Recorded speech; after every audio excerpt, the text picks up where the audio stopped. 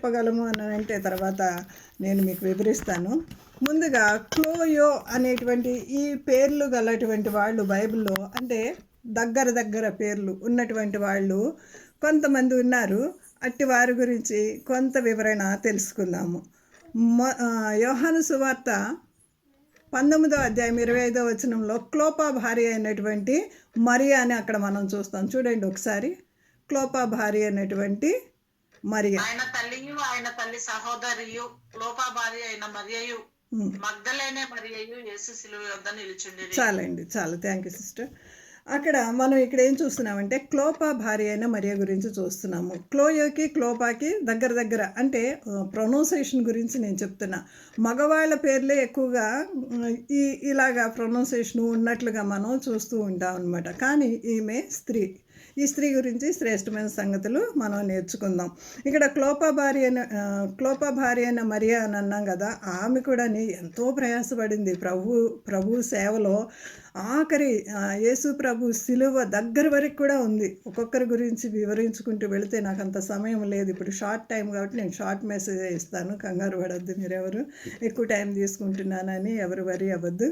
ఇంకొక మాట మనం చదువుకుందాము. లూకాసు వార్త 24వ అధ్యాయము 18వ వచనంలో క్లేయోపా అనేటువంటి ఆయన ఎమ్మాయి గ్రామంకు వెళ్ళేటువంటి ఆ సందర్భంలో యేసుప్రభు రిజరెక్షన్ అయిన తర్వాత వారితో కలిసి నడుస్తున్నట్లుగా మనము చూస్తాం అన్నమాట. చదివి సహాయం చేయండి. లూకాసు వార్త 24వ అధ్యాయం. క్లయోపా అనువాడు యెరూషలేములో బస చేయుచుండి ఈ దినములలో అక్కడ జరిగిన సంగతులు ఒకడవే ఎరుగవా అని ఆయనను అడిగాను. ఇక్కడ ఎమ్మాయి గ్రామంలో నేను ఒక మెసేజ్ చెప్పాను. ఎమ్మాయి గ్రామంలో ఇమ్మానుయేలు అనేటువంటి టైటిల్ ఇచ్చి నేను ఒక మెసేజ్ చెప్పాను మీకు ఆల్రెడీ.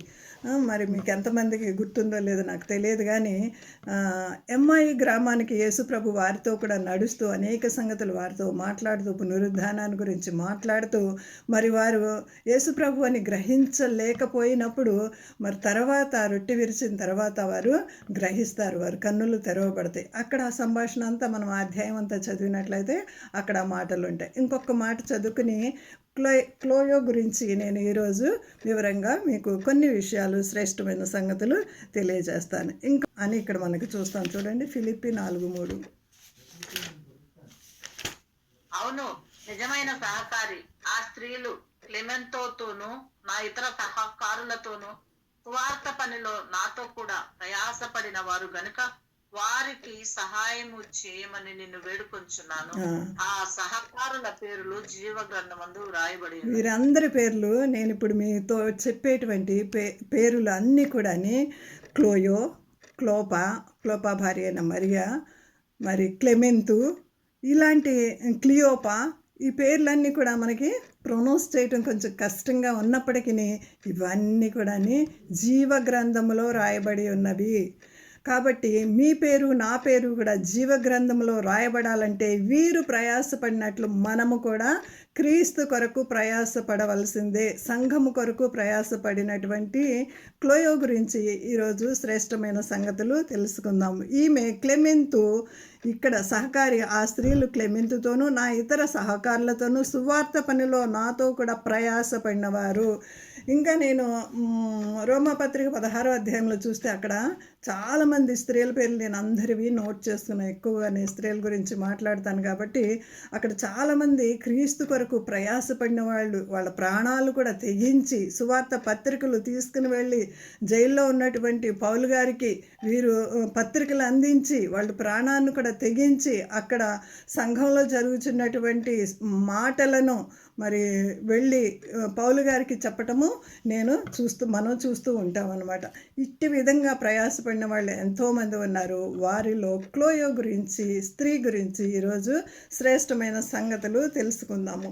ఈమె ఏం చేస్తుందంటే చాలా గొడవలు ఉన్నాయన్నమాట. అక్కడ చాలా గొడవలు ఉన్నప్పుడు 1 కొరింథీ పత్రిక అక్కడికే వచ్చేసేద్దాం మనం. 1 కొరింథీ పత్రిక ఆమె గురించి ఒకే ఒక్క మాట బైబిల్ గ్రంథంలో ఏ మాట అయినా సరే ఒక్క పేరు రాయబడి ఉందంటే చాలా అర్థవంతంగానే ప్రభువు పరిశుద్ధాత్మ దేవుడు మన కొరకు ఇక్కడ వ్రాయించి ఉన్నాడని మనము నమ్మాలి. ఈ క్లోయో పేరు ఇక్కడ మనకి వ్రాయబడి ఉంది. ఈ క్లోయో ఈమె పేరు చదువుతున్నప్పుడు మనకి ఈమె చేసినటువంటి పని కానీ ఈమె చేసే వృత్తి కానీ ఎలా ఉంటుందంటే, మనకి లిదియా తెలుసు, చక్కగా అపోస్తల కార్యాల్లో ఉంటుంది. లిదియా మనకు తెలుసు. లిదియా లాంటిదే ఈమె కనుమరుగైపోయినటువంటి స్త్రీ. ఎందుకంటే మనం ఎవరం ఈమెని పట్టించుకోలేదు. కానీ పరిశుద్ధాత్మ దేవుడు ఇలాంటి స్త్రీలను బయటికి తీసుకొచ్చి అలాంటి వారి గురించి చెప్పాలి అని నాకు చాలా ప్రేరేపణ ఇస్తూ ఉంటారు. అలాంటి స్త్రీలను బయటికి తీసుకొస్తూ ఉంటాను. అయితే ఈమె మరుగైపోయినటువంటి స్త్రీని గురించి ఈరోజు లిదియా లాంటి ప్రయాసపడినటువంటి స్త్రీ, ఈమె కూడా వ్యాపారం చేసే స్త్రీ. వ్యాపారం అంటే చాలా టాలెంటెడ్ ఉమెన్ అనమాట. ఈమె చాలా ఇక్కడ కొరింథీ పట్టణంలో ఈమె నివసిస్తుంది. కొరింథీ పట్టణం నుంచి ఎఫెసీ పట్టణానికి వ్యాపార నిమిత్తం వెళ్తుంది. ఈ కొరింథీ పట్టణం వ్యాపారానికి చాలా అనువైంది. ఎఫెసీ పట్టణం కూడా చాలా అనువైంది అనమాట వ్యాపారం. అక్కడి నుంచి తీసుకుని వచ్చి ఎఫెసీ పట్టణంలో కొన్ని సరుకులు మరి ఏమో తీసుకుని వచ్చి ఇక్కడ అమ్ముతూ ఉంటుంది. కొరింథీ పట్టణము షీషోరు దగ్గరలో ఉంటుందన్నమాట. వ్యాపారానికి మంచి కేంద్రం లాంటిది. సో చాలా బాగా వ్యాపారం కూడా, వ్యాపారవేత్తలు నవేడేస్ మనం చూసినట్లయితే లేడీస్ కూడా ఎంతో పెద్ద పెద్ద ఉద్యోగాలు వ్యాపారాలు చేస్తున్నటువంటి వారిని చూస్తాం. ఆ కాలంలోనే ఈమె గొప్ప వ్యాపారవేత్త. ఈమె చిన్న ఆమె కాదు, చాలా గొప్ప ఆమె కూడా. ఫర్ ఎగ్జాంపుల్ నేను చెప్పాను కదా, లిదియా లాంటిదనమాట.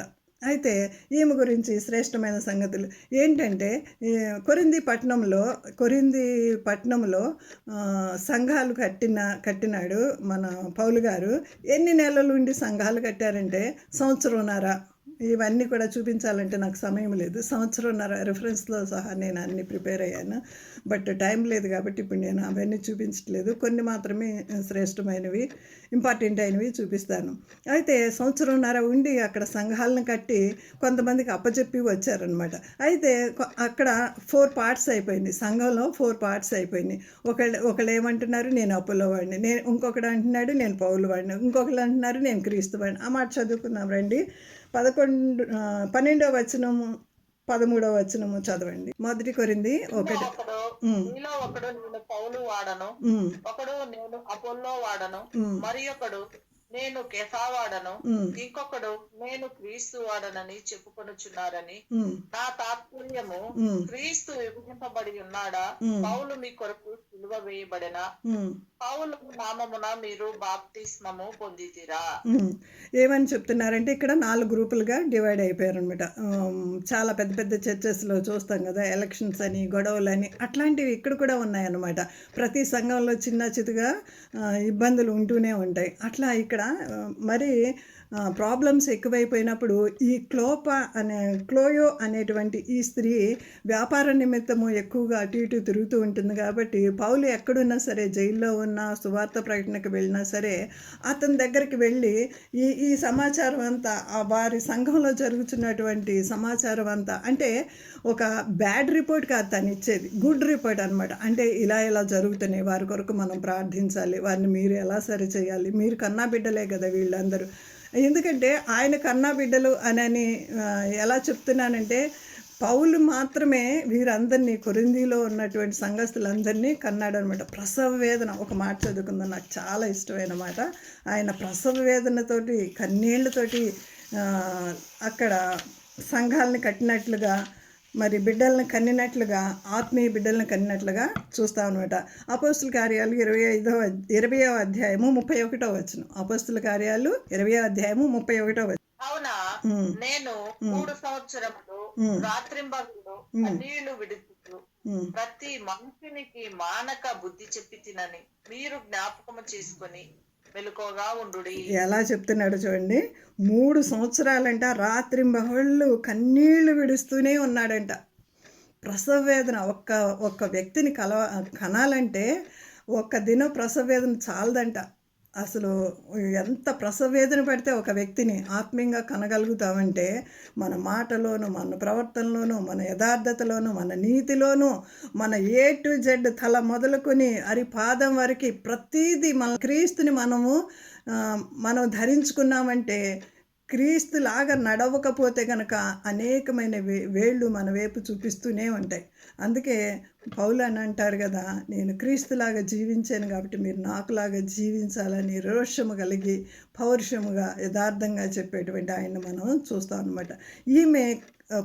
ఈమె క్లోయో అనేటువంటి ఆమె ఎంతగా ప్రయాసపడిందంటే అక్కడ ఎన్నో ఇబ్బందులు ఉన్నాయి. జారత్వం గురించి